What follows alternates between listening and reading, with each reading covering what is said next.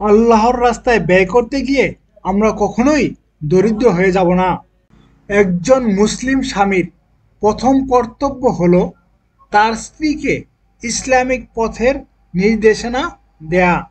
ভালোবাসা ও দয়া খুবই গুরুত্বপূর্ণ ও স্পর্শকাতর বিষয়, আর তা বিবাহিত জীবনে স্বামী স্ত্রীর মধ্যে খুবই ফুটে ওঠে। তারা একে অপরকে ভালোবাসে, দয়া করে ও নিরাপত্তা দেয়। সফল লোকেদের ঠোঁটে দুটি জিনিস সবসময় থাকে, তা হলো হাসি ও নীরবতা। কারণ এক টুকরো হাসি অনেক সমস্যার সমাধান করে দেয়, আবার একটু নীরবতা অনেক সমস্যা থেকে বাঁচিয়ে দেয়।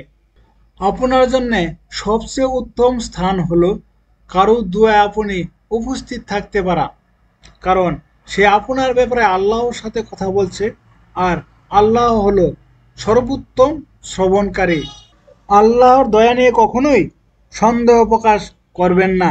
তিনি এক নিমিষে যে কোনো বিপদ থেকে আমাদেরকে মুক্তি দিতে পারেন। একাকিত্ব সবসময় একটু বিরক্তিকর মনে হয়, তবে যে তার প্রভু আল্লাহর আনুগত্য করে সে কখনো একাকিত্ব অনুভব করে না। আপনি যদি আজ থেকেও চিন্তা করেন যে আপনার সকল কর্ম আল্লাহ তাআলা দেখছেন, তবে দেখবেন আপনার জীবনে একটু একটু করে হলেও অনেক উন্নতি হচ্ছে। সৌভাগ্যবান বাবা মা তারাই যাদের অনুপস্থিতিতেও তাদের সন্তানেরা দোয়া করে। অন্যের সম্পদের প্রতি কখনোই লোভ করতে যাবেন না, হয়তো এটা তাদের জন্যে পরীক্ষা।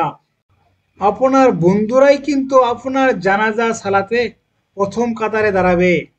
তাই এখন থেকেই বন্ধুত্ব নির্বাচনে সতর্ক হন। স্বচ্ছ হৃদয় হচ্ছে অন্যকে ক্ষমা করতে পারার হৃদয়। তাই অন্যকে ক্ষমা করুন এবং কারো ক্ষতি না করার ইচ্ছা পরিবর্তন করুন, আর তা আল্লাহর সন্তুষ্টির জন্যই করুন। আমাদের কাজগুলোর মধ্যে ভালো কাজের আদেশ ও মন্দ কাজের নিষেধ গুলোই উত্তম ও প্রশংসাযোগ্য। আমরা কখনোই এতটা ব্যস্ত নই যে আমাদেরকে সালাত ছেড়ে দিতে হবে। এটা কেবল আমাদের গুরুত্বের উপর নির্ভর করে। দিন ও দুনিয়া একসাথে অর্জন করতে কোরআন ও সুন্নত ব্যতীত অন্য কোনো পথ নেই।